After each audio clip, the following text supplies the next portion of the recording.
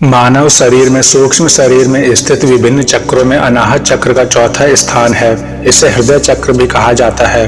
अनाहत चक्र का संबंध मनुष्य की भावनाओं से है। मनुष्य की भावनात्मक स्थिति का क्रियान्वयन यही चक्र निर्धारित करता है। मानव शरीर में हृदय में अथवा छाती के बिल्कुल बीचों बीच इस चक्र की स्थिति है।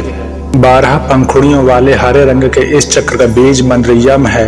यह चक्र वायु तत्व से संबंधित है। जिस साधक की चेतना अधिक समय तक इस चक्र पर रहती है वह सृजनात्मक शक्ति का धनी होता है। हर समय कुछ नया करने का विचार, कुछ रचनात्मक कार्यों को करने की उमंग उसके मन में बनी रहती है। जब यह चक्र विकृत अवस्था में रहता है तो मनुष्य के मन में व्यर्थ के संकल्प विकल्पों की बाढ़ सी रहती है। बहुत प्रयत्न करने पर भी उसे बहुत थोड़ा ही प्राप्त होता है, परंतु नियमित ध्यान अभ्यास द्वारा जब यह क्रियाशील होता है तो मनुष्य में कई शक्तियों का, जैसे लेखन शक्ति, कवित्व शक्ति, अनुमान शक्ति, दूसरों के मनोभावों को जान लेने की शक्ति, यहाँ तक कि पशु पक्षियों के मन के बात जान लेने की शक्ति तथा उनसे वार्तालाप करने आदि शक्तियों का विकास होता है। विभिन्न चक्रों की यात्रा करते हुए जब मनुष्य की चेतना इस अनाहत चक्र पर पहुंचती है और यह सक्रिय होने लगता है तो उसके स्वभाव में प्रेम, दया, मैत्री, करुणा, सभी प्राणियों के प्रति संवेदनशीलता आदि दिव्य गुणों का विकास होता है। भावनाओं से इस चक्र का सीधा संबंध होने के कारण वह साधक भावना शक्ति से संपन्न हो जाता है। वह जैसा संकल्प करेगा उसके संकल्प के अनुसार वस्तु, व्यक्ति अथवा परिस्थिति में परिवर्तन अवश्य हो जाएगा। भक्तिमती मीराबाई के जीवन में ऐसे अनेकों प्रसंग मिलते हैं। उन्होंने राणा के द्वारा भेजे भयानक विश्व को अमृत में अपनी दृष्टि मात्र से परिवर्तित कर दिया था।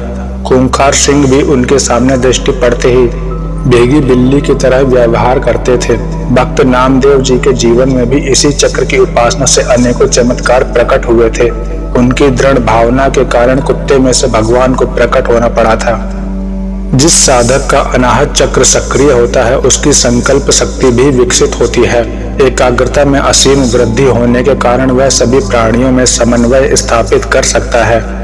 जहाँ इस चक्र के जागृत होने के अनेकों लाभ हैं, वहीं इसके असंतुलित अथवा विकृत होने के नकारात्मक परिणाम भी मिलते हैं। जैसे जीवन शैली अथवा दिनचर्या में कुछ गलत आदतों के कारण जब यह चक्र विकृत होता है तो मनुष्य के मन में घृणा, हिंसा, ईर्ष्या, अलगाव, दूषित भावनाओं की वृद्धि, इस प्रकार की वृत्तियों की अधिकता पाई जाती है। अतः सावधान रहें। श्री गुरुदेव के सानिध्य में यम बीज मंत्र का उच्चारण करते हुए, भगवान शिव और माता पार्वती का ध्यान करते हुए अथवा तो यम बीज मंत्र का बार बार दीर्घ उच्चारण करते हुए हृदय में ध्यान करने से हृदय केंद्र में आंदोलन उत्पन्न होते हैं। भगवान शिव चेतना और माता पार्वती प्रकृति के प्रतीक हैं। ये इस चक्र के अधिष्ठाता देवता भी हैं। अतः हृदय में इनका ध्यान भी इस चक्र को सक्रिय करने में बड़ी मदद करता है। सात्विक आहार विहार, नियमित दिनचर्या और अभ्यास तथा ब्रह्मचर्य और एकांत का सेवन करते हुए इस चक्र की उपासना करने वाला साधक कुछ दिनों में ही आध्यात्म की ऊंचाइयों का अनुभव कर सकता है।